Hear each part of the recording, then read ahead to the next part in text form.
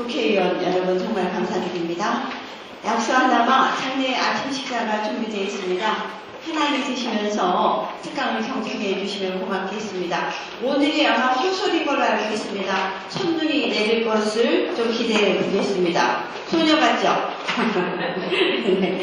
지금부터 민주평화연구원이 경제, 평화, 복지, 교육 등의 분야에서 현안을 파악하기 위해서 진행하는 전문가 초청 연세 강연의 5번째 순서입니다. 우리 황성현 인천대 교수님을 모시고 바람직한 조세, 재정개혁 방향이라는 주제로 특강을 듣도록 할 텐데요.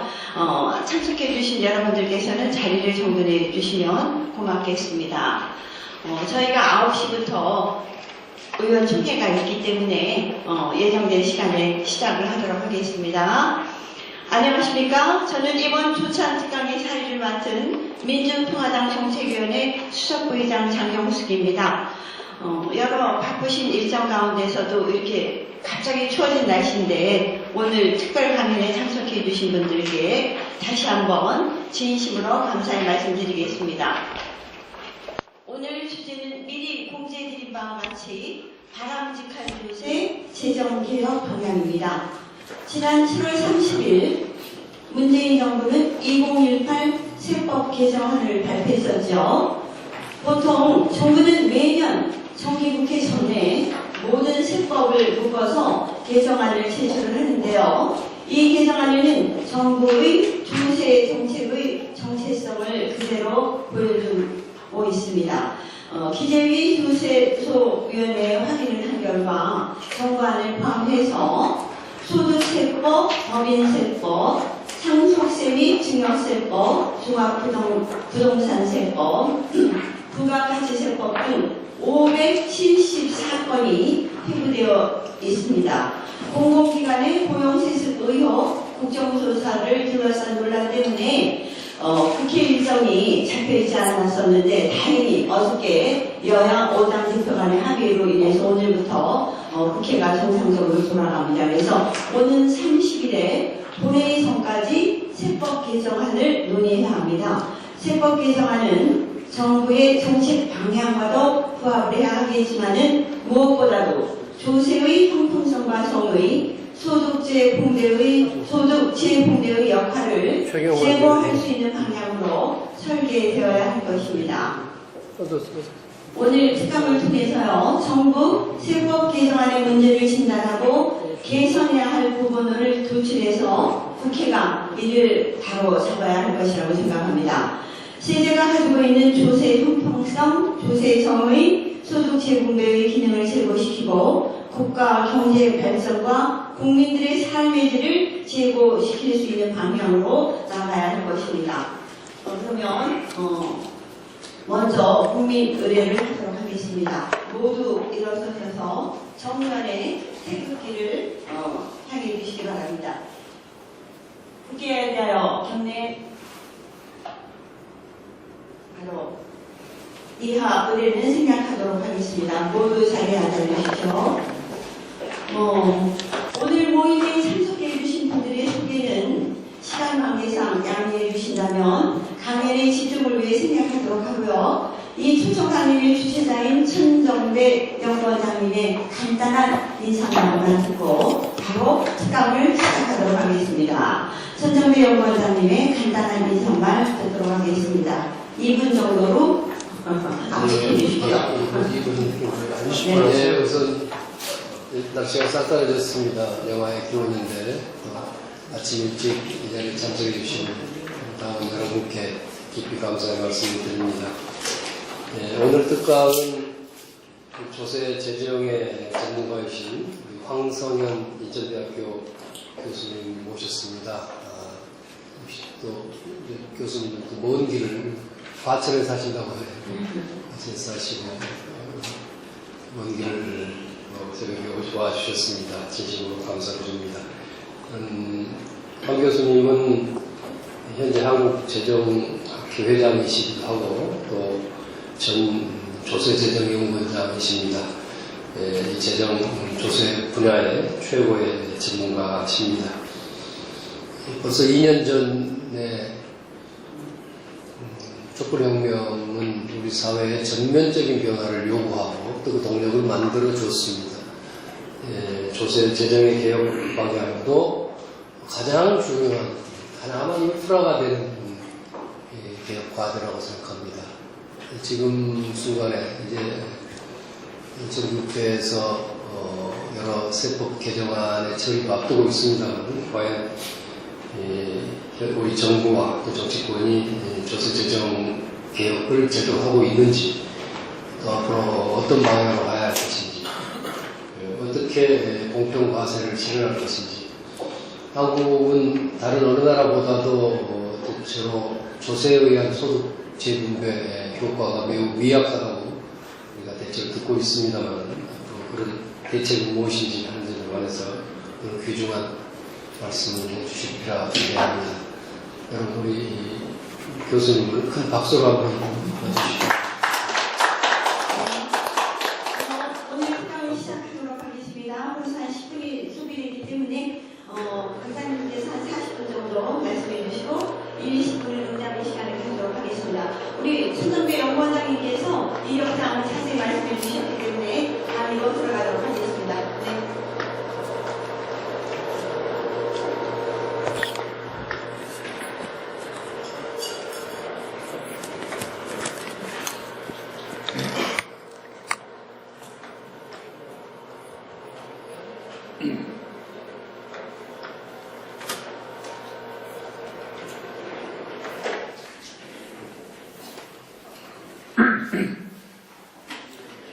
우선 시계가 잘 안 보이네. 네, 됐습니다. 시계가 안 보여서 이거 보고 하겠습니다. 예, 시작하겠습니다. 예, 인천대학교 경제학과 형성현입니다. 오늘 이렇게 좋은 자리에 불러주셔서 감사드립니다. 제가 지난주에 갑자기 연락을 받고 이제 오늘 말씀을 드리게 됐는데요. 제목대로 바람직한 조세 재정 개혁 방향인데 이제 큰 담론을 좀 얘기하고 있습니다. 그리고 워낙 지금 우리가 증세 문제라든지 이런 이 국정 운영과 관련해서 전반적인 국정 운영과 관련해서도 굉장히 크고 중요한 주제이기 때문에 제가 오늘 다룰 내용들은 물론 내년도 예산안이나 세제 개편에 대해서 언급이 있고 비판할 것도 좀 있습니다만 하여튼 큰 틀에서 어떤 방향으로 가야 될지, 그리고 사실 문재인 정부가 들어서면 이런 증세 문제는 많이 해결될 줄 알았는데 여전히 이슈가 되고 있고 잘 안 되고 있기 때문에 또 그런 관점에서 제가 전반적인 큰 주제를 가지고 말씀을 드리겠습니다. 하여튼 이 내용들은 뭐 제가 평소에 지난 한 10여 년간 계속 이런 주장을 많이 해왔었고요. 제가 KDI에 가서 91년도부터 이제 이런 기조를 가지고 말씀드렸었고, 이명박 정부의 감세 정책이나 박근혜 정부의 증세운 정책을 계속 비판해왔고, 그래도 이제 그런 방향, 제가 주장하는 그런 방향으로 세상이 많이 가고는 있습니다만 여전히 큰 문제가 있어서 하여튼 큰 틀에서 우리가 더 성장하고 지금의 불평등 문제를 해소하려면 역시 재정 기능의 정상화가 중요하다는 뭐 너무나 당연하지만 앞으로 해야 될 일이 많은 가장 중요한 주제에 대해서 전반적으로 말씀드리도록 그렇게 하겠습니다. 처음에 시작은 이제 한국 경제의 발전 과정에 대한 인식, 뭐 어떻게 그 문제를 보느냐, 뭐 이런 문제부터 당연히 좀 일반론적으로 시작을 해야 될 것 같고요. 우리가 개발연대 정부 주도형 성장 전략으로 큰 성과를 이룬 거는 부정할 수 없고, 뭐 당연히 아주 높은 성장률을 보였지만 그 과정에서 여러 가지 불평등과 불균형의 문제들, 이런 것을 극복하지 못하면 이제 더 이상의 성장도 불가능하다고 이렇게 볼 수가 있겠습니다. 고도 성장의 이면에서 몇 가지 중요한 점들을 지적하고 있는데, 우리가 불균형 성장 전략에 따른 경제적 집중이라든지 관치금융과 정경유착의 문제, 부동산 투기, 또 정상적인 노조 활동의 탄압, 금융실명제라는 게 93년에야 도입됐고요. 또 오늘 주로 제가 말씀드릴 그 조세 재정 기능을 제대로 못해서 뭐 제대로 해야 될 기본적인 재분배도 못했던 것, 이런 걸 바로잡는 게 진정한 구조개혁이고 우리가 더 성장할 수 있는 방안이라고 인식을 하고 있습니다. 1980년대 이후에 세계화 추세 속에서 선진국도 불평등 문제가 심화됐고, 우리나라도 외환위기 이후에 이런 불평등 문제가 계속 심화되어 왔고, 역대 정부의 대응은 미숙했고, 특히나 이명박 박근혜 정부는 이제 늘 제가 비판했듯이 좀 거꾸로 가는 정책들, 감세 정책, 자금 정부, 규제 완화, 뭐 이런 정책들을 계속해왔고, 지금도 뭐 자유한 보수진영에서 이런 얘기를 하고 있고, 우리나라 경제학계나 재정학계는 또 굉장히 보수적인 시각이 강해서, 여전히 이런 뭐 규제 완화를 통해서 뭐 기업의 길을 살려주고 이런 쪽만 너무 강조하는 측면이 있는데, 그거보다 정부가 더 앞서서 해야 될 것이 이제 재정 기능의 정상화라는 걸 제가 이제 오늘 많이 말씀드리고 있는 그런 내용입니다. 그래서 전체적인 경제 운영의 기본 방향에서 제가 이제 첫 번째 얘기하고 있는 것은 시장과 정부 또 재정 간의 불균형을 시정해서 시장 실패를 극복하고 소득을 재분배하는 그렇게 정의를 했습니다. 그러니까 시장이 못하는 일을 제대로 하고 또 재정의 본연의 기능으로서 소득을 재분배하는 그것을 제가 재정 기능의 정상화라고 이름을 붙였는데 사실 재정 기능의 정상화라는 용어는 언제 많이 썼냐면 1990년대에 그 당시에는 학계도 그렇고 정부도 그렇고 너도 나도 재정 기능의 정상화를 얘기했던 시기가 있습니다. 근데 90년대에 왜 그런 재정 기능의 정상화를 얘기했느냐? 1980년대에 우리가 물가 안정하느라고 너무 긴축을 많이 했기 때문에 그 당시는 뭐 보수 진보 이런 걸 떠나서 너무 재정이 위축돼 있기 때문에 1990년대에 재정 기능 정상화를 뭐 재정학계에서도 그렇고 정부 국회에서 다 그렇게 했었는데 근데 그리고 나서 위기를 겪고 뭐 조금 민주정부 시절에 재정 좀 늘리다가 이제 이명박 정부 들어서고 감세 정책하고 하면서 이게 제대로 되지를 못했거든요. 그래서 이제 제가 얘기하는 것은 본질적으로 시장과 정부 간의 불균형을 시장하는 재정 기능의 정상화 이게 전체 국정 운영, 경제 운영 또 조세 재정 정책에서 가장 중요하다는 것을 강조하고자 하는 겁니다.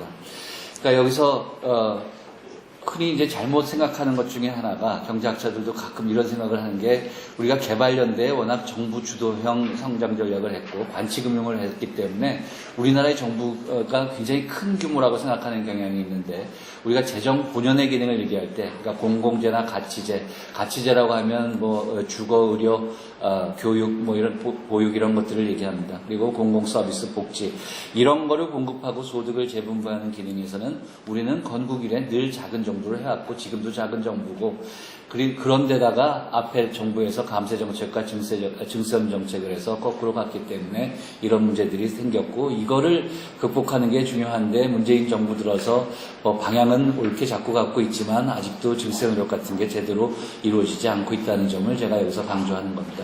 어쨌든 제가 오늘 얘기하는 건 굉장히 큰 틀에서의 담론을 위주로 말씀드린다는 것을 우선 말씀드리겠습니다. 그래서 이 개발연대에 뭐 민간 부분에 금융에 과도하게 개입된 거 이런 건 당연히 축소돼야 되지만 시장 실패를 보완하는 재정 본연의 기능은 강화해야 된다는 얘기고 또 우리가 혁신 성장 뭐 얘기하고 규제 혁신을 얘기하는데 모든 규제에는 그 규제의 비용과 편익이 있습니다. 그냥 당장 규제 좀 덜어주면 기업이 뭐 기가 살아나고 일자리가 늘어난다는 그런 단기적인 시각에서 또 이번 정부도 약간 그런 경향을 보이는데 그 규제가 있는 것은 기본적으로 환경이든 소비자의 안전이든 경제력 집중을 막기 위한 이런 규제의 순기능이 있기 때문에 우리가 완화할 것은 완화하지만 오히려 강화할 것은 강화해야 될 것이고 그래서 사실 저는 혁신 성장을 통해서 뭐 대단한 어떤 가시적인 성과를 금방 얻을 수 있다고 절대 믿지 않고 있습니다. 어쨌든 교과서적으로도 더 맞고 제대로 해야 될 것은 재정 본연의 기능을 살려서 불평등도 축소하고 그리고 재정 지출을 잘해서 우리가 더 경제도 성장할 수 있다고 이제 그런 주장을 줄기차게 해왔고 지금도 계속 말씀을 드리고 있습니다. 아시는 바와 같이 우리는 OECD 국가 중에서 경제는 중상위 1인당 GDP로 따져도 PPP 기준으로 우리는 1인당 GDP가 영국, 프랑스, 일본하고 거의 근접해 있습니다. 그런데 복지와 삶의 질은 늘 꼴찌, 멕시코 빼고 꼴찌 뭐 이렇게 되고 있으니까 이제 복지와 삶의 질 문제를 더 이상 외면하지 말아야 된다. 그리고 결국은 중부당 중복지의 비전 설정이 요구되는데 사실 고령화와 연금제도 성숙으로 복지지출 비중이 뭐 가만히 있어도 빨리 늘어나고 있기 때문에 이것은 선택의 문제라기보다는 당연히 그런 방향으로 갈 수밖에 없고 그렇게 복지지출이 늘어나는데 우리가 이 조세부담률과 국민부담률을 늘려나가지 못하면 결국은 재정 소요는 늘어나지만 돈이 없어서 복지지출을 못하거나 아니면 재정 건전성이 크게 악화되는 그런 뭐 당연한 귀결이 되는데 여기에 대한 문제인식과 대비가 굉장히 부족한 것 같습니다. 우리 정치권 전체도 그렇고요. 네. 그리고 이제 우리나라에서도 여러 가지 차원의 불평등 문제가 심화되고 있고, 이제 우리가 양극화를 얘기하고 있는데, 우리 경제가 더 성장하기 위해서도 보통 분배를 하면 성장을 못하는 것처럼 우리나라 주류경제학계에서 또 보수정에서 많이 얘기했지만, 저도 그렇고 또 많은 학자들이 최근에 여기 언급하고 있는 스티글리츠나 피케티나 에키슨의 책 같은 것들도 모두 세계적으로 주목을 받았고요. 불평등을 축소해야지 더 성장할 수 있다. 불평등 때문에 경제성장에 악영향을 주고 있다는 그런 주장들이 더 많은 설득력을 얻어가고 있고, 또 포용적 성장도 결국 그런 연장선상에 있다고 할 수가 있겠습니다. 그리고 우리나라의 불평등 문제는 비단 소득하고 자산 문제뿐만 아니라 대기업과 중소기업, 정규직과 비정규직, 남녀 간, 지역 간, 세대 간, 하여튼 다양한 영역에서 불평등 문제가 발생하고 있고, 이거를 어떻게 축소해 나가느냐가 성장을 위해서도 중요하다. 꼭 분배 정의 개선뿐만 아니라 우리가 더 성장하기 위해서도 필요하다. 하여튼 그런 시각을 저도 많이 강조해 왔고, 앞에 언급된 그런 세계적인 석학들도 많이 강조해 오고 있습니다. 근데 우리나라 보수적인 경제학계에서는 사실 그런 주장들이 잘 받아들여지지 않는 경향들이 있어 왔습니다. 여기서 제가 제가 수업 강의 시간에도 이런 얘기들을 많이 하는데, 효율성과 공평성이 꼭 서로 상충관계만 있는 게 아니라 우리가 공평성을 높이는 것들이 여러 가지 경로를 통해서 이 경제의 효율성을 높이고 성장을 더 하게 할 수 있다는 얘기입니다. 기본적으로 소득 분배를 개선하면 단기적으로 내수를 확대하고 우리가 가계부채 문제도 완화시킬 수 있고, 전체적인 사회 통합과 경제 활력을 제고할 수 있고, 교육을 정상화하는 게 인적 자본 확충을 통해서 성장을 하는 거고, 계층 이동의 역동성 제고, 우리가 개천에서 용나는 사회가 돼야지 성장도 할 수 있는 것이고, 사회 안전망이 강화될 때 내수도 확대될 뿐더러 노동시장의 유연성 제고, 노동개혁도 강화할 수 있는 것입니다. 또 보육이나 교육 투자 확대를 통해서 우리가 출산율을 올리고 여성경제활동 참가율을 올리는 것만큼 중요한 성장의 수단도 없고요. 의료 혜택을 통해서 사람들을 더 건강하게 만들고, 남녀 평등을 통해서 여성 인력의 활용도를 제고하고, 지역 간 불균형을 시정하는 게 국토의 효율적인 활용, 수도권의 비효율을 축소하는 이런 등등, 우리가 형평성을 추구하는 게 꼭 파이를 못 늘리는 것이 아니라 더 공평해지는 사회가 더 성장도 할 수 있다는 그런 것을 우리가 좀 더 받아들여야 된다고 저는 생각하고 있습니다. 그래서 이런 걸 종합해서 앞에서 말씀드린 재정 기능의 정상화, 결국은 증세를 통해서 재정 지출 규모를 늘리는 것이고, 그 재정 기능의 정상화를 통해서 이런 불평등을 축소하고 계층 간 이동성이 높은 사회로 나갈 때 성장도 가능하다.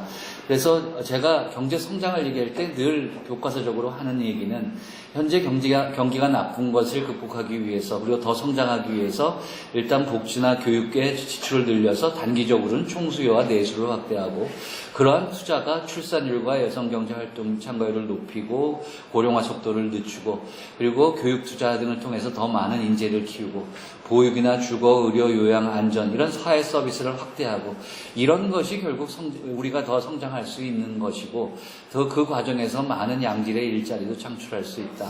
근데 이것을 우리가 건전 재정을 지키면서 하려면 증세를 안 하면 절대 안 된다 하는 걸 계속 말씀드리고 있는 겁니다. 그리고 한 가지 더 추가할 것은, 이제 저는 이 국방 측면에서 우리가 국권한 안보 태세를 확립하기 위한 국방 투자는 확대돼야 된다고, 제가 KDIC라도 이런 국방 예산을 연구할 기회가 있어서 늘 그때부터 이렇게 주장을 해왔습니다. 그리고 간단한 수치로 보면 참여정부 때 그래도 주세 부담률을 좀 올리고 했기 때문에, 그리고 노무현 대통령께서는 그 자주국방, 전시작전권 회수 국방개혁을 강조하셨었고, 하나의 간단한 수치로 참여정부 때 국방비 증가율이 연평균 8.9%였는데 오히려 보수 정권에서는 감세 정책하고 하다 보니까 돈이 없어서 이명박 정부 때 5.2%, 박근혜 정부 때 4.1%, 문재인 정부 들어서도 내년도 예산안에서 국방 예산 증가율을 높게 설정하고 있습니다.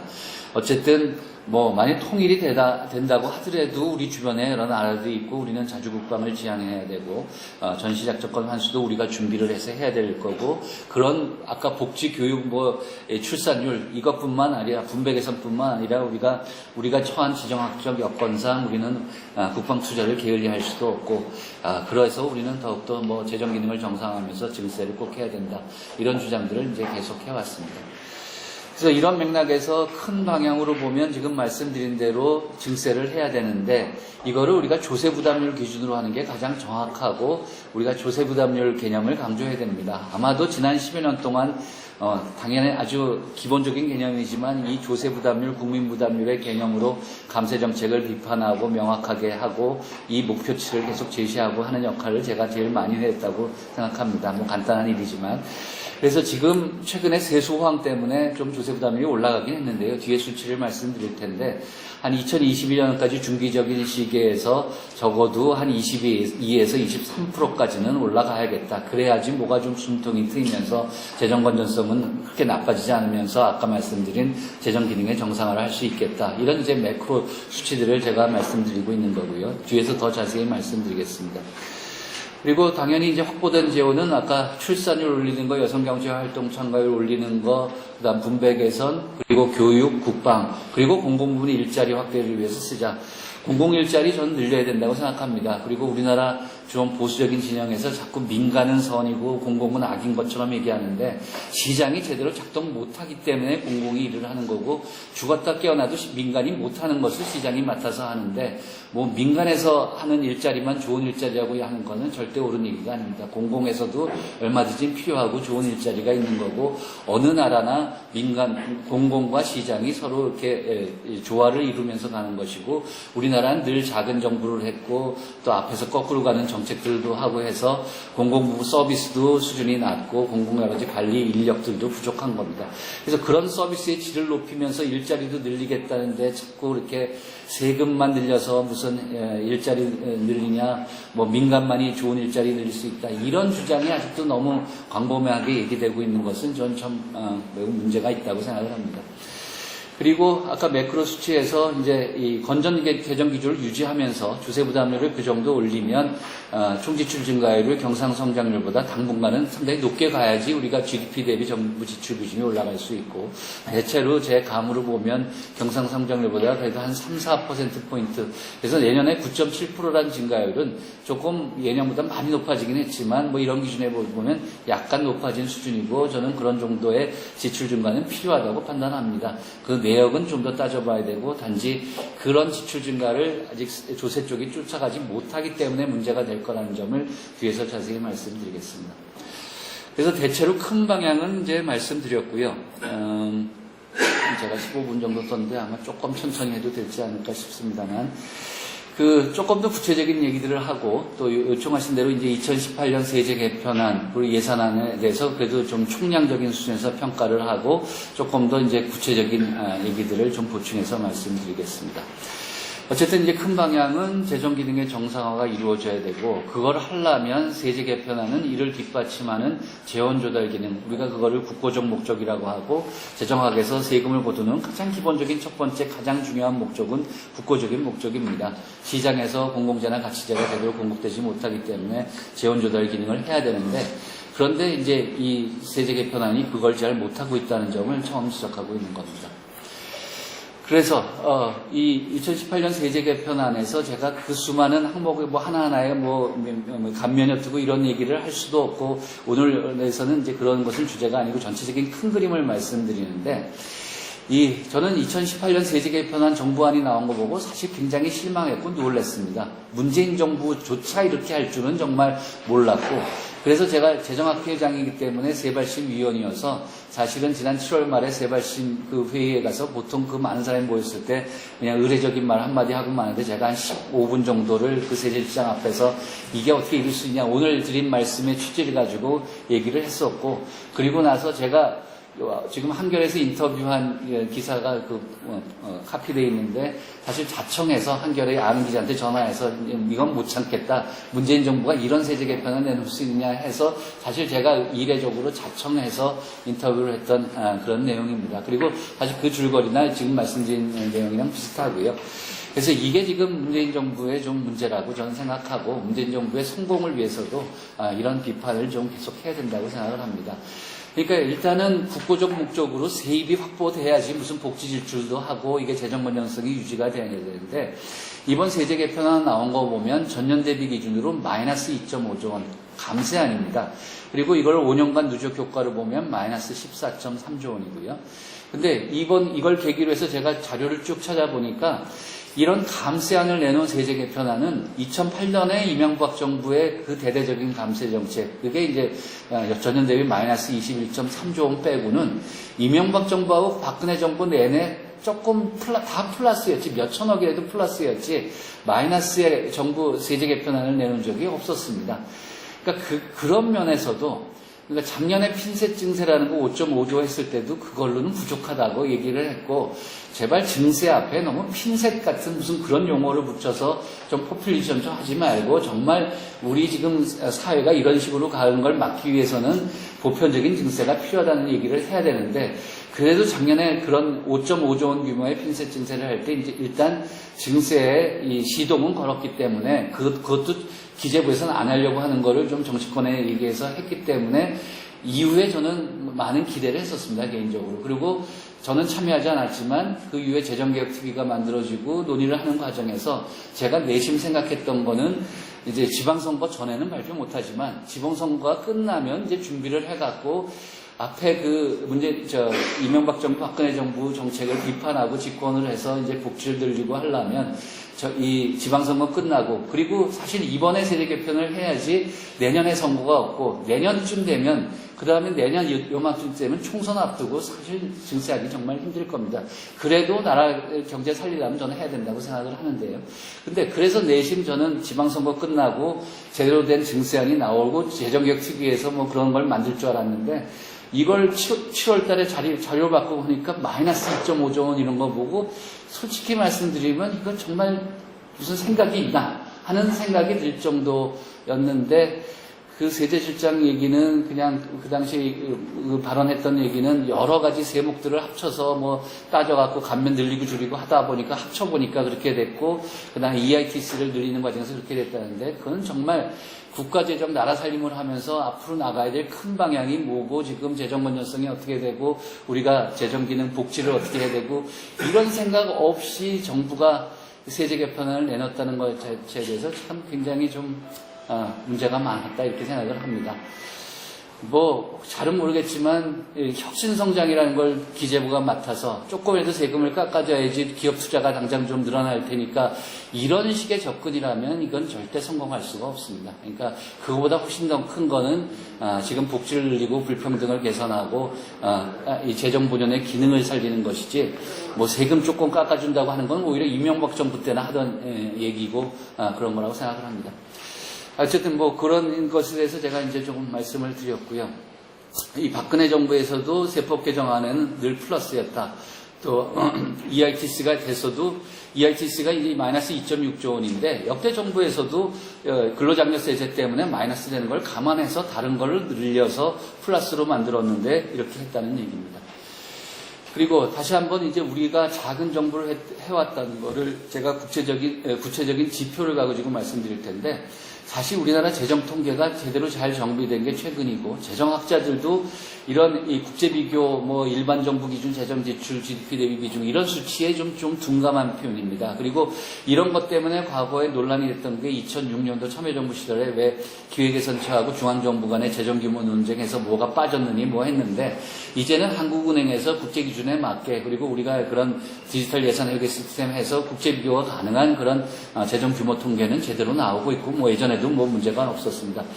그래서 그 간단한 수치를 보면 2017년에 우리나라가 재정 규모가 꾸준히 커져 왔는데, 일반 정부 기준, 여기에는 지방자치단체, 비영리 공공기관, 건강보험 다 들어간 겁니다.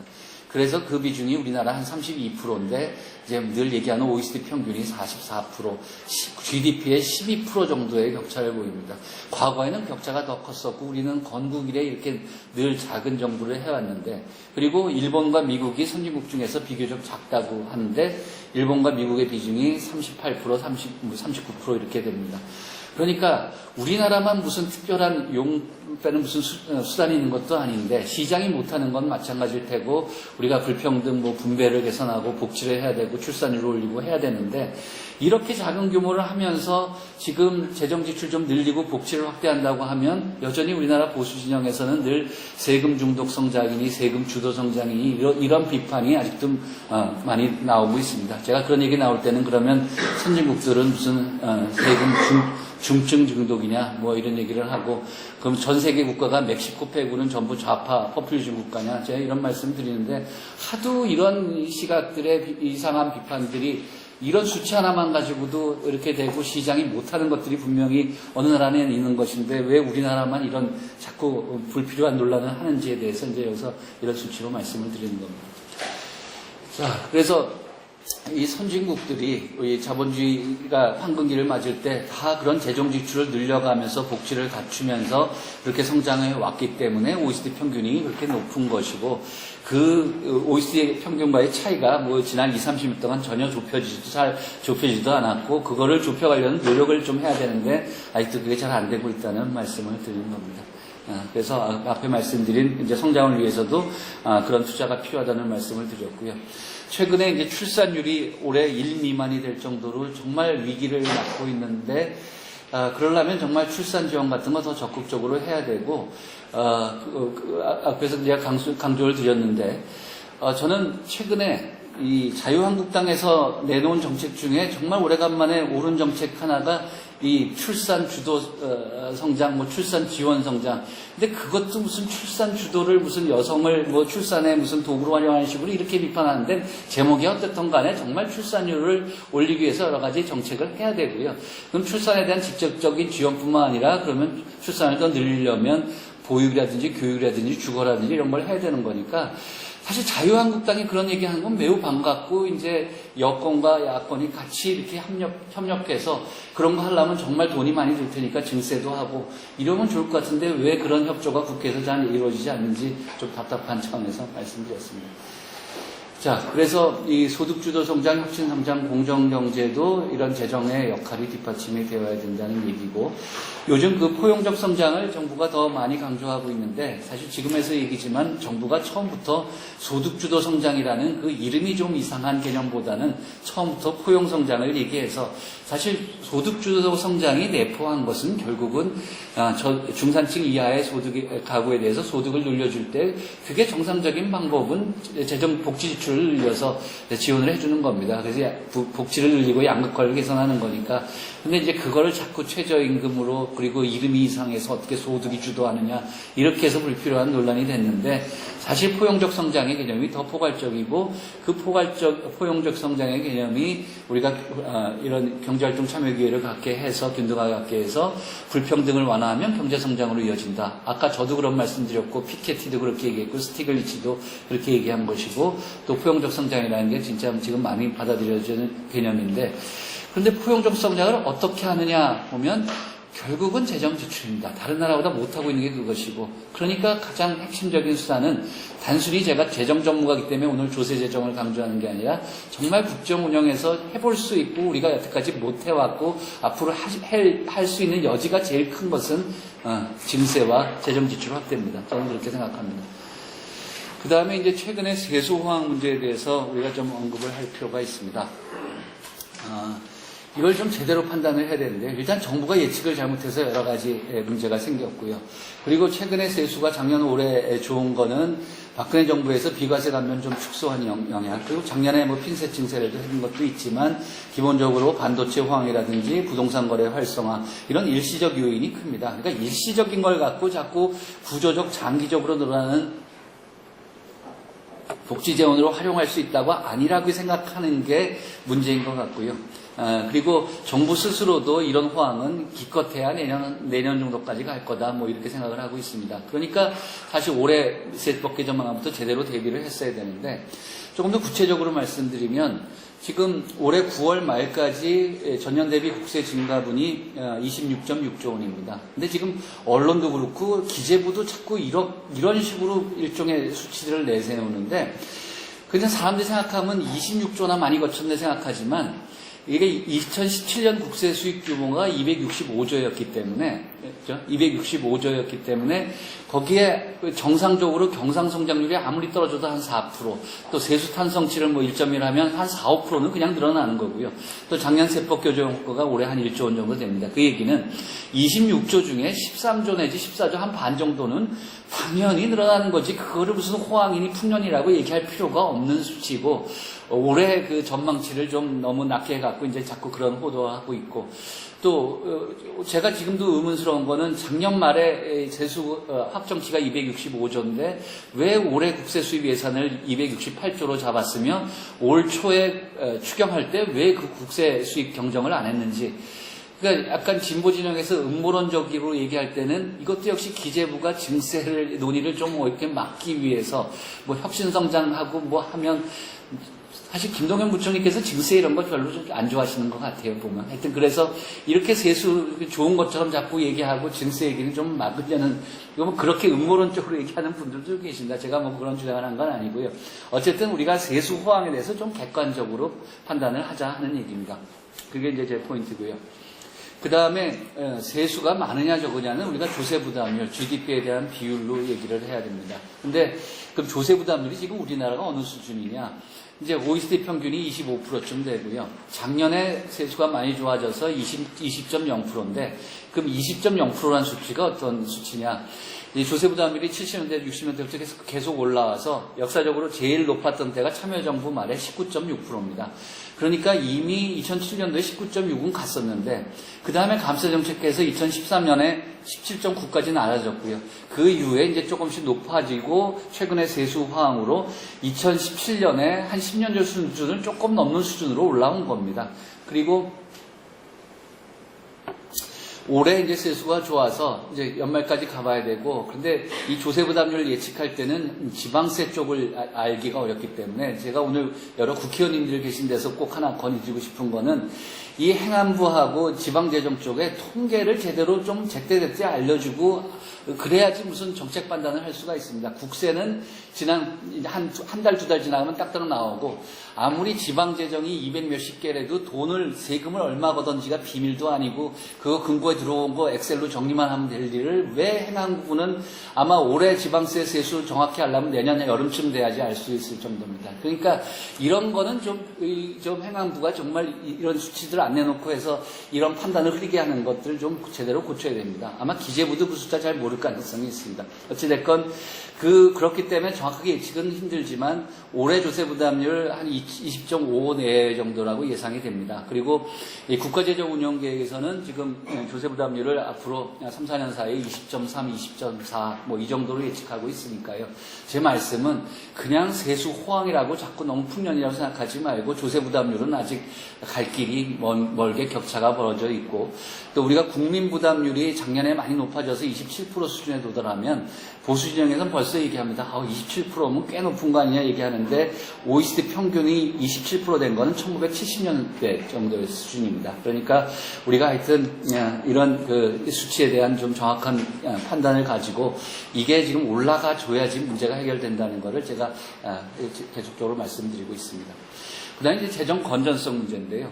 우리가 관리재정 수지 적자가 어떻게 되느냐. 우리나라는 건전재정을 유지하는 게 제일 큰 장점이었고 세입 내 세출을 했었고, 우리 장병환 의원님이 정부에 계실 때 이렇게 적자 내기 안 하고 우리는 아주 좋은 건전재정의 전통을 세워왔는데, 이제 이명박 정부, 박근혜 정부에서 감세정책, 증세정책을 해갖고 이명박 정부 때 단순합계하면 재정적재가 98.8조 원, 박근혜 정부 4년간 111조. 그래서 저도 이런 걸 굉장히 많이 비판했고 했는데 사실 뒤에 보면 지금 문재인 정부가 국가재정운영계획 보면 이거보다 적자가 더 늘어납니다. 그러니까 제발 좀 제대로 증세해서 하자는 그런 말씀을 드리는데, 여기서 얘기는 제가 요 대목에서 세수 호황과 관련해서 드리는 말씀은 뭐냐면, 또 사람들이 착각하는 게 뭐냐면 세수 풍년이니까 요즘 나라 곳간에 세금이 많이 남아 돌아서 흑자가 되는 줄 알고 있는데, 처음부터 적자폭이 컸고 또 추경도 편성하고 뭐 기금 지출도 늘리고 해서 일단 작년에는 GDP의 1.1% 적자였고요. 적지 않은 적자입니다. 18.5조 원. 그리고 올해 지금 9월까지 17.3조 원 적자고, 이것도 올 연말까지 제 감으로 보면 한 GDP 1% 정도 적자. 뭐 이 이명박 박근혜 정부 때 워낙 적자 늘어나서 뭐 조금 나아진 것처럼 보일지 모르지만 어쨌든 세수 호황이 흑자를 얘기하는 건 아니다라는 거를 객관적인 수치로 말씀드리고 있고요. 뒤에 이제 문재인 정부의 재정 건전성 문제 말씀을 드리겠습니다. 그리고 앞에 말씀드린 이제 중부담 중복지라는 거는 이제 그런 방향으로 갈 수 있으니까 거기서 이제 조세부담률과 국민부담률이 올라간다는 말씀을 드리면서, 아까 잠깐 말씀드렸지만 소득 수요 성장이 지향하는 거는 최저임금만 올리자는 것도 아니고 최저임금을 과속한 건 맞습니다. 그건 좀 문제가 있었고 또 일자리 안정자금 그렇게 쓰는 것도 재정운용의 원리에 맞지 않습니다. 그렇지만 최저임금은 이제 점진적으로도 올라갔어야 되는 것들이고 그것보다는 전반적인 복지를 확충하고 분배를 개선해서 새로운 성장 동력을 찾자는 게 소득주도 성장이고 포용 성장이고요. 그래서 이 재정 기능을 정상화를 통해서 이제 이런 일들을 해가자는 게 말씀이고 혁신 성장을 위해서도 제일 큰 거는 공급 측면에서 인구를 제대로 인구 구조 문제를 해결하는 겁니다. 그러니까 이 혁신 성장한다고 하면서 자꾸 우리나라는 퇴보해서 개발연대식으로 자꾸 무슨 조선업에 자동차업에 정부가 지원해 줬는데 그건 개발연대 하는 방식이지 최소한의 구조조정하고 사실 민간에 맡기는 게 그게 사실은 보수가 얘기하는 시장 원리인데 오히려 보수 진영일수록 자꾸 기업에 뭘 돈 좀 더 지원해주고 해서 이 문제를 해결했다는 좀 생각하는데 그거는 줄이고 시장이 못하는 복지, 출산, 보육, 교육 이런 거를 하는 게 그게 교과서, 경제학 교과서에 맞는 그런 시장 원리에 맞는 그런 지원이라는 걸 말씀드리고 그런 맥락에서 보면 사실 혁신 성장을 위해서 실질적인 수단은 SOC 투자나 R&D 투자를 제대로 하는 거고 SOC 투자는 박근혜 정부 때는 세금이 부족해서 그때부터 마이너스를 시작해서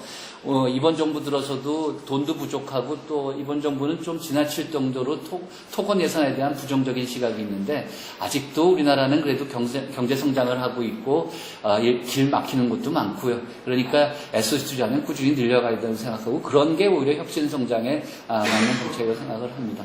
아까 규제 완화 같은 경우에 강화할 건 더 강화하자고 말씀을 드렸고요. 그래서 이래저래 뭘 하던 간에 재정의 역할이 중요하고 조세감률을 올리자는 걸 이제 거듭 말씀드렸고요. 이제 한 5분 내로 마치겠습니다. 그 2019년 예산안에 이제 총 지출 증가율이 9.7%인데 이거는 2000년 이래 총지출이라는 예산 개념을 사용한 이래 2009년을 제외하고 가장 높은 수준입니다. 근데 여기에 대해서도 뭐 다른 의견들이 있겠지만 워낙 지난 수년간 조세 정책의 실패로 총지출 증가율을 낮게 했기 때문에 그 부작용을 극복한다는 차원에서 그리고 앞에서 강조한 것처럼 이런 재정 기능 정상화 차원에서 그리고 어쨌든 단기적으로 세수항이 있기 때문에 이 정도 증가율은 갈 수 있다고 저는 생각을 합니다. 그런데 뭐가 문제냐면 지출 증가는 저는 하여튼 기본적으로 저는 큰 정부론자기도 하고 앞에서 말씀드린 이유 때문에 지출을 늘려야 된다고 생각하는데 이게 조세 부담률 제고하고 병행되지 않으면 결국 재정 건전성이 크게 문제가 됩니다. 그래서 구체적인 수치로 국가재정 운영계획만 자세히 보면 나오지만 이게 이 재정 전문가나 언론에서도 잘 주목을 못하고 있는 건지 관심이 없는 건지 모르겠지만 이게 내년에 9.7% 늘리지만 이 국가재정 운영계획을 짤 때 보면 결국 세수가 못 따라가기 때문에 2020년에는 총지출 증가율을 7.3%, 21년에는 6.2%, 22년에는 5.9%로 계속 억제합니다. 이게 정부가 복지출을 이렇게 좀 줄일 수 있다고 생각하는 게 아니라 결국 수치를 맞춰가는 과정입니다. 세제 개편은 안 했고 세수 들어올 건 뻔한데 재정 적자 너무 늘어나는 걸 막으려면 누가 하더라도 지출 증가율을 이렇게 낮출 수밖에 없는데 저는 이게 오히려 바람직하지 않다고 보고요. 그런데 문제는 이렇게 지출을 억제했는데도 불구하고 재정 수지 적자는 그 괄호대로 보시면 되는데 2022년이 44조 원, GDP 2.3%, 2021년이 54조 원. 적자 수준입니다. 2.6%. 그 다음에 22년이 2.9%, 63조 원. 그러니까 제가 이 세제 개편안 비판하고 한겨레 인터뷰할 때는 아직 이 수치가 나오기 전이었는데 이건 그다음 8월 말에 나오는데 제가 이 수치 보면서도 허봐라 이렇게 적자가 늘어났는데 증세를 안 하고 오히려 감세를 해 이런 식으로 그렇게 생각을 했습니다. 그리고 GDP 2.9% 적자라는 거는 우리가 이 관리재정 수지라는 걸 도입한 이래 글로벌 금융이나 IMF 위기 때 빼고는 이런 수준을 보인 적이 없고요.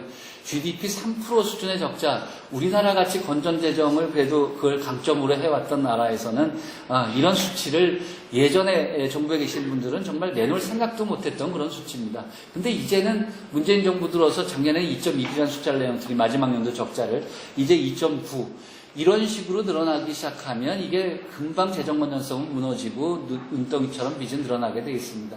그러니까 이거를 지키려면, 그러니까 이 1822 국가재정 운영계획이 보여주는 거는 제가 계속 강조한 대로 증세를 제대로 안 하면 내년 잠깐 늘렸다가 지출을 줄여도 재정 적자는 앞에서 비판했던 이명박 박근혜 정부보다 더 큰 폭으로 늘어나면서 재정 건전성이 깨지고 앞으로 특히나 통일에 대비하고 남북 경협에 돈 들어갈 일이 많을 텐데 그때 가서 감당이 안 되는 일이 벌어진다.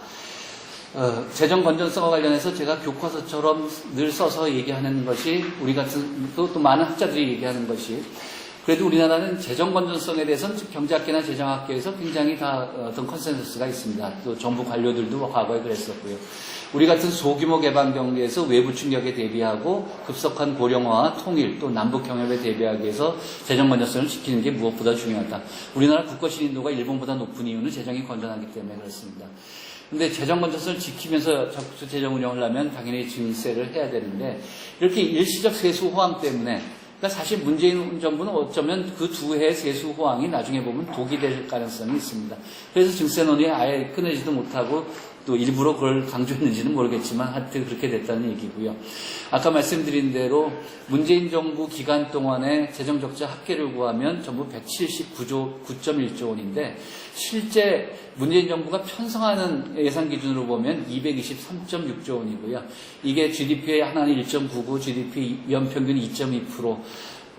제가 그렇게 이 감세 정책 비판하고 증세 없는 정책 비판할 때, 이 박근혜 정부하고 이명박 정부의 적자 재정을 비판했었고, 그 당시 민주당은 어쨌든 그런 비판 대열에 있었는데, 집권하고 나서 지출 늘리는 건 좋은데, 이렇게 적자를 늘리고 어떻게 감당하려고 하는 건지, 무슨 대책이 있는 건지, 그러니까 이런 비판을 함으로써 좀, 이제라도 좀 제대로 된 증세를 해서, 아까 얘기한 재정기능의 정상화를 통해서 정말 불평등 문제도 개선하고 출산율 문제도 개선해서 국민 삶의 질만 높이는 게 아니라 성장도 더 할 수 있게 하자는 게 사실 오늘 계속 말씀드리는 것의 기본적인 골자입니다. 하여튼 이렇게 가면 곤란한데 아직 이런 문제에 대해서 그렇게 많이 이슈가 되지 않고 있고요.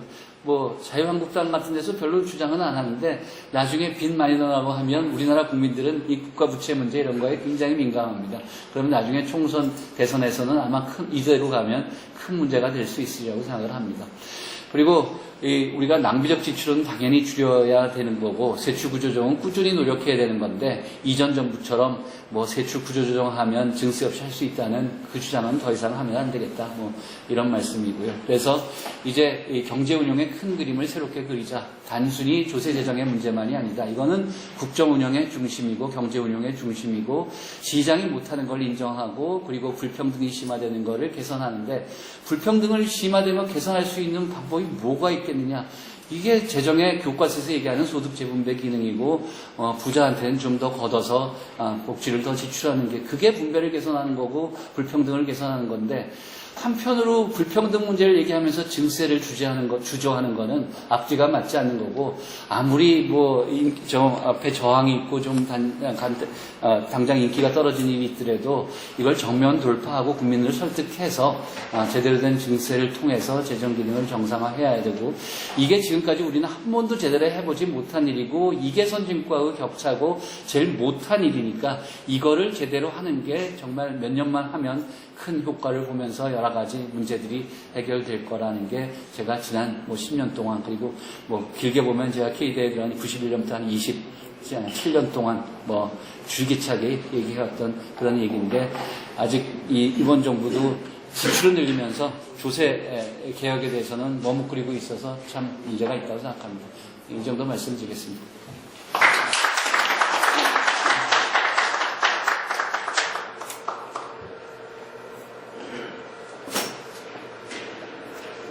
알찬 말씀 감사드립니다. 다시 한번 큰 박수로 맞아주시기 바랍니다. 아까도 거듭 말씀드렸지만 오늘 저희가 의원총회가 9시부터 있습니다. 그래서 시간 절약을 위해서 바로 이어서 이 자리에 참석해 주신 분들의 질의를 받고 질의 응답 시간을 갖도록 하겠습니다. 질의가 있으신 분께서는 손을 들어서 의사하는데 장병환 원내대표님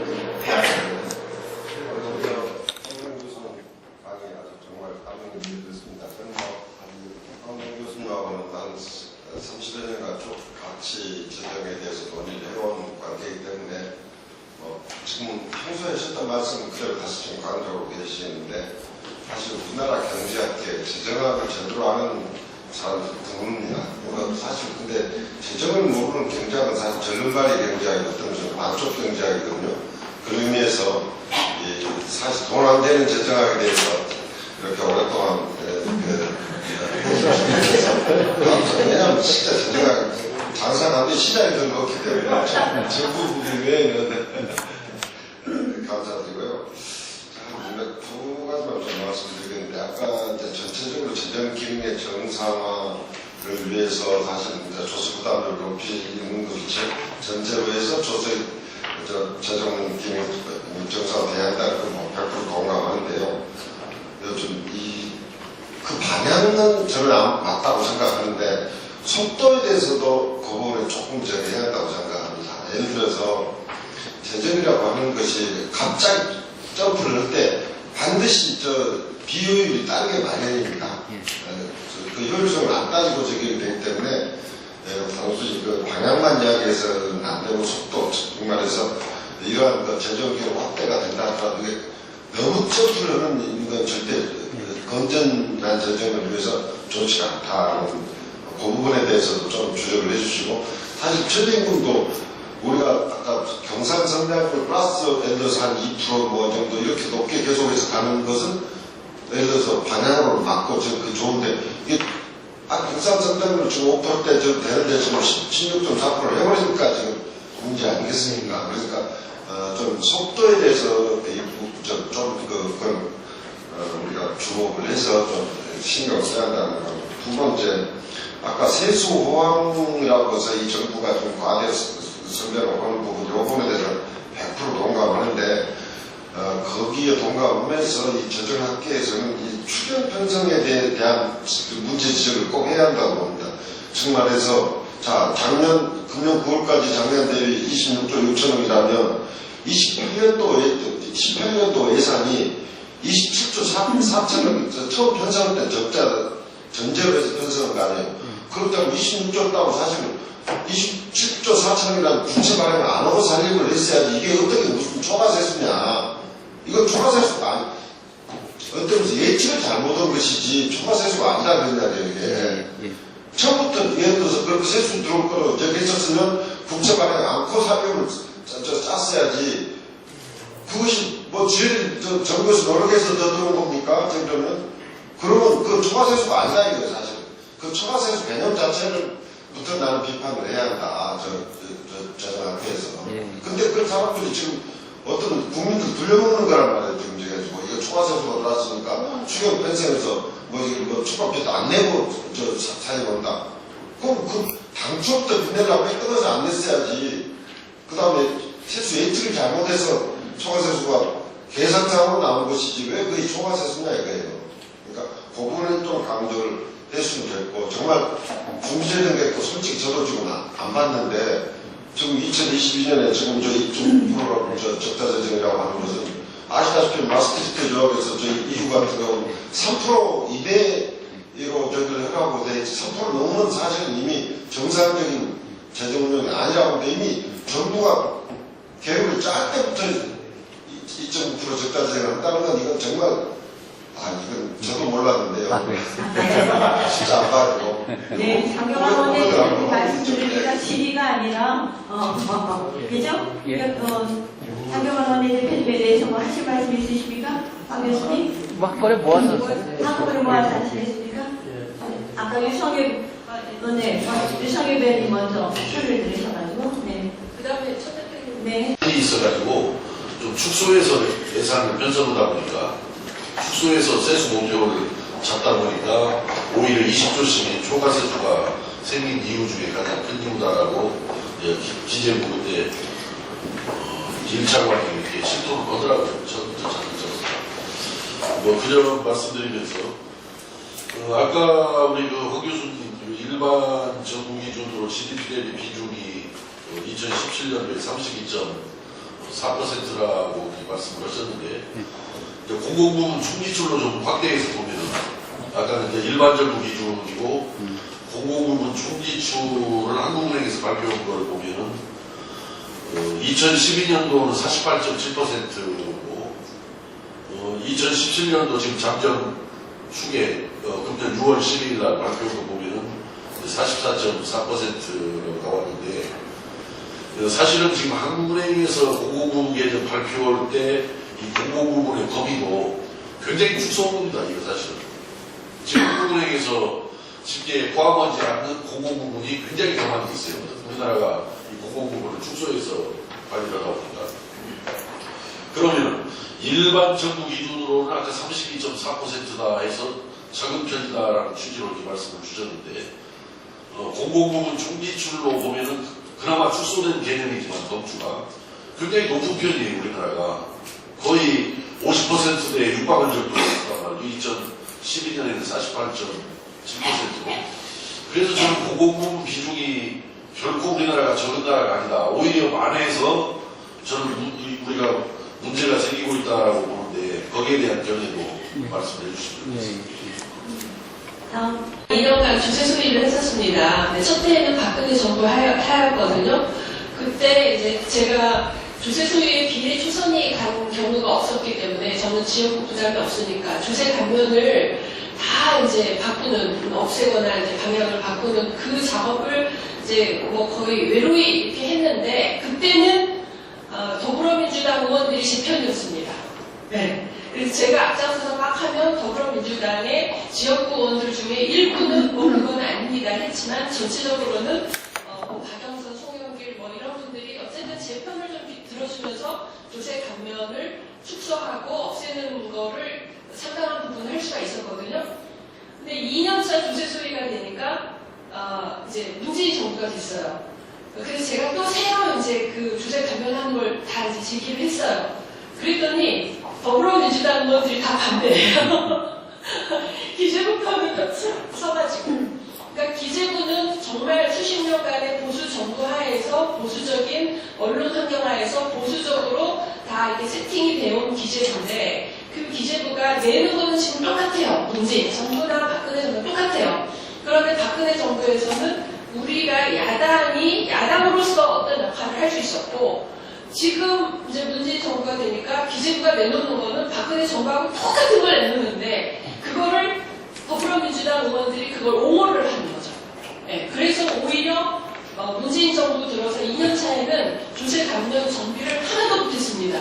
하나도 못하고 딱 그러는 거예요. 이제 지방선거 있으니까 올해는 안 되고 내년에 그러니까 조세재정 개혁 TF를 해가지고 그걸 그 다음 그러니까 말하자면 이번 조세 소리에 내겠다는 식으로 뒤에서 이제 얘기를 하면서 저를 막 설득하고 그렇게 했거든요. 그래서 제가 더불어민주당 의원들에게 아니다. 왜냐면 이게 조세 소리에서 올해 통과가 된 게 실현되는 건 내후년이다. 그렇기 때문에 이거를 작년에 통과를 시켜서 발표할 때 약간의 문제는 있겠지만 올해 그 내용이 이제 내 월급에서 조세 감면이 없어지는 것은 훈연이기 때문에 내년에, 그러니까 올해 조세 소위에서 감면을 정비하면 오히려 총선 직전에 그 월급 그 명세서를 받게 되기 때문에 작년이 조세 감면하기 위한 적시다 라고 설득을 했는데 나중에는 김종민 의원 정도는 잠깐 이해를 했지만 그냥 패스하고 지금 당장 발표하는 게 지선에 부담이 된다고 생각해서 안 한 거예요. 그런데 이제 조세재정 개혁 TF를 하는 과정에서도 결국은 기재부가 그걸 축소하고 잘 받아들이지 않고 그러면서 제대로 안 됐습니다. 근데 우리나라가 이제 정부가 이렇게 이제 보수적인 식으로 계속 나갈 때 그나마 시민단체가 복지든 주거든 교육이든 시민단체가 꾸준히 그런 문제에 대한 문제 제기하고 대안을 제시하면서 그나마 이렇게 진보 쪽으로 견인해 왔거든요. 그런데 재정과 조세와 관련된 시민단체가 없습니다. 납세자 연맹이 있는데 거기는 오히려 세금 내지 말라는 거거든요. 그래서 증세를 제대로 하고 구체적으로 뭘 어떻게 해야 되고 이런 거를 할 수 있는 그 어떤 사회적인 그 견인차 역할을 할 수 있는 것이 없어서 저는 교수님이 구체적으로 지금 세금이 안 되고 그러니까 자산에 대해서 지금 세금이 거의 안 되고 있잖아요. 근로소득은 그나마 유리한데 어제 제가 공인중개사 한 분을 이제 만났는데 그분이 그런 제안을 하셨어요. 지금 이제 주택에 대해서는 전월세 확정일자가 다 이렇게 통합 조회 분석이 되면서 그거에 대해서 임대소득을 투명하게 이제 부과할 수 있는 상태가 됐잖아요. 그런데 상가나 토지에 대해서는 그게 불가능해요. 그런데 공인중개사에게 모든 매매나 임대차 계약을 국세청에 신고하도록 하면 그 상가나 토지 부분에 있어서도 투명하게 그게 과세 근거가 다 수집이 된다는 거죠. 그러니까 그런 식으로 하나하나 구체적으로 증세할 수 있는 이런 것들을 만들어가는 그런 시민단체를 혹시 좀 주장을 해주셨습니까? 네, 다음에 천정배 원장님. 있어요. 그런데 그러면은 계속 지금 적자가 누적이 되는데 그 정부가 또 국민이 감당할 수 있는 재정 적자 수준이 있을 거 아닙니까? 그게 어디까지인지. 그러면은 그럼 그걸 넘었을 때는 앞으로 이제 어떻게 해야 되는 것인지. 이렇게 먼 발제에서 봤을 때 지금은 뭐 재정 적자가 좀 돌아가잖아요. 돌아가는데 항상 이렇게 재정 적자로 이렇게 빠져야 되는 것인지 일단 근본적으로 좀 그런 좀 생각이 들었습니다. 거기에 대해서 좀 답변 좀 해주세요. 네, 이명희 의원님. 네, 우리 황은 교수님 너무 감사드리고요. 아까 제가 모두에 말씀드렸던 것처럼 저도 KIP 조대인력위원회에서 근무를 했던 사람 입장에서 교수님 모시게 돼서 너무 반갑고 감사합니다. 우리나라 경제 규모가 이제 소규모 경제이지 않습니까? 그리고 그렇기 때문에 이제 외부 충격이 약하고 특히 이 미국이나 이런 그 선진 제국들의 대규모 경제의 어떤 충격에 항상 취약한 점을 지니고 있고, 우리가 이제 당면하고 있는 문제들이 이제 고령화라든가 급격한 어떤 그런 재정 지출 소요, 근데 장기적으로요. 그리고 최근에는 단기적으로라도 예를 들면 경협이라든가 이런 그 소요 이런 거를 보자고 했을 때 항상 문제가 되는 게 이제 그 재정 건전성인데 그 부분에 대해서 교수님께서 말씀을 해주셨거든요. 재정 건전성을 확대를 위해서는 그러니까 조세 지출이 증세 정책이 필요하다. 저도 그에 관해서 공감을 하거든요. 그런데 현재 그 문재인 정부는 감세 없는 복지 증가, 감세 없는 정책, 감세 정책이 기본적으로 기본을 이루고 있다는 말씀이죠. 그런데 그런 와중에서 교수님께도 말씀하셨듯이 중부담, 중복지의 어떤 그런 모델을 추구한다고 했을 때 그러한 정세를 위해서는 조세 구조상 조세 정책의 조세의 구조상 예를 들면 법인세, 종부세, 소득세 뭐 여러 가지들이 있는데 그런 중에서 어떠한 것들이 중부담, 중복지의 그러한 그 모델을 실행하기 위한 가장 효율적인 수단이 될 것인지 조세 정책상으로요. 그게 늘 궁금해왔던 건데 교수님의 생각을 좀 해주시겠습니다. 네. 이상으로 질의를 마칩니다. 또 많이 도와주셨고요. 여담이고요. 그 재정기능 정상화에는 동의하지만 이제 속도 조절은 당연히 최저임금도 너무 올리는 건 맞는데 너무 빨리 올려서 사실 문제가 된 건 사실입니다. 그러니까 늘 아무리 좋은 것도 속도를 잘 조절해 가야 되는데 그래서 제가 아까 제시한 것도 어떤 이론적인 모형은 없지만 제가 그래도 오랫동안 이런 재정 총량 지표를 본 결과 그래도 감당할 수 있는 게 한 5년 사이에 GDP 대비 2%포인트 정도 조세 부담을 올리는 거는 경험적으로 봐도 가능할 것 같다고 생각해서 아까 제시한 수치가 22 내지 23% 올리겠던 거고요. 그래서 올해 세수가 좀 많이 올라갔기 때문에 이제 23이라는 수치를 내세웠던 건데 어쨌든 뭐 그런 정도로 해서 너무 속도가 빠르지 않게 조절해야 되는 건 당연히 맞는 말씀이시고 근데 지금 또 근데 증세 논의가 좀 급한 거는 장 의원님도 아까 말씀하셨지만 그 2022년에 제가 강조한 대로 2.9라는 관리재정 수치 적자는 정말 좀 위험한 수준이기 때문에 하여튼 그것까지 감안해서 조금 빠르게 우리 증선을 좀 해야겠다. 뭐 이렇게 말씀드릴 수 있겠고요.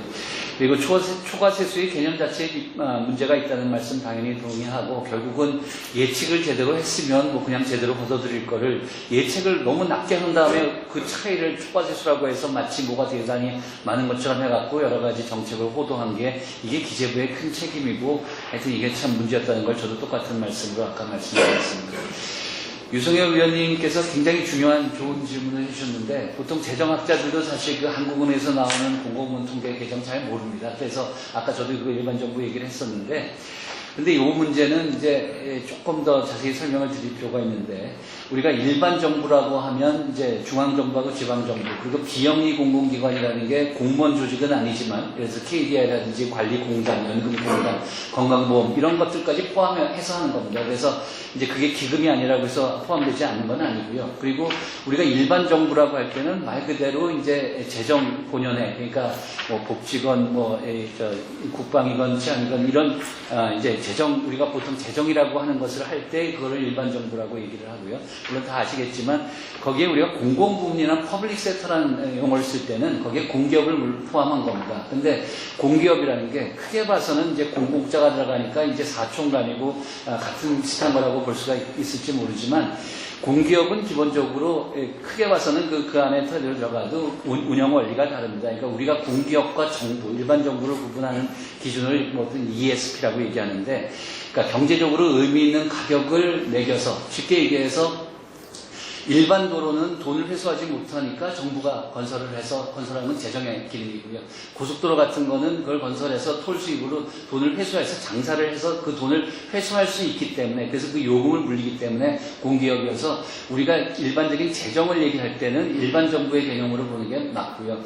이 공기업 쪽은 우리가 좀 많다고 얘기할 수도 있는데 다른 나라하고 이렇게 비교 가능한 통계 체계도 제대로 되어 있지가 않고요. 그리고 몇 년 전에 본 통계지만 다른 나라 같은 경우에 공기업 숫자가 몇 개인지도 잘 파악이 안 미국 같은 경우에 공기업 통계에서 공기업이 몇 개냐 그러면 그냥 thousands 이렇게 얘기합니다. 그러니까 그 얘기는 공기업이라는 게 굉장히 다양하고 종류가 많아서 어느 나라는 공기업 숫자조차도 제대로 파악이 못하는 단계에서 그냥 부분적으로 몇 개 파악되는 나라하고 비교하기 있기 때문에 공공부문 기준으로 하는 어떤 뭐 어느 쪽이 더 크냐 작으냐의 얘기는 좀 한정이 돼 있고 그리고 만일에 우리가 공기업 부분이 커서 공공부문이 크다는 거는 아까 우리가 강조했던 뭐 복지나 교육이나 이거를 많이 해서가 아니라 사실 민영화가 덜 돼 있기 때문에 그런 식이 있는데 그러니까 우리가 만일에 전기를 한전에서 공기업에서 하면 그 공공부문 통계에 들어가고 다른 나라에 미국에 만약에 민영화되어 있으면 거기 빠져 있기 때문에 결국 공공부문 통계를 통해서 비교하는 데 한계가 있을 뿐더러